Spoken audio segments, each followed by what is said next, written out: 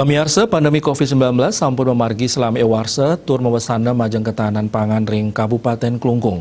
Silih tunggil pikobet inucap inggih punika pengarga pedes sani sayan Ngemalang. Nampenin kahanan punika, Dinas Ketahanan Pangan dan Perikanan Klungkung nguduhang krame mangde nandur pedes massal. Nandur pedes nenten wantah kelaksanayang ring demplot tanaman kelompok wanita tani nanging taler ring pekarangan jero soang-soang.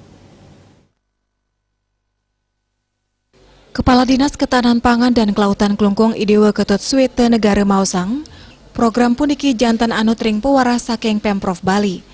Rau mangkin ring Kabupaten Klungkung wenten tiga kelompok wanita tani, sanewedar ring Desa Batu Madeg Kecamatan Nusa Penida, Desa Kamasan Kecamatan Klungkung miwa Desa Bakas Kecamatan Banjarangkan.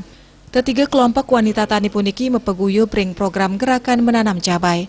Ring suang-suang kelompok wenten pineh kidek tigang dasa diri pacang keicen wantuan dana 50 juta rupiah. Anggaran inucap sidekanggen oleh suang-suang kelompok antuk ngarnayang, demplot tanaman pangan ring lahan antuk jimbar mekatah limang are.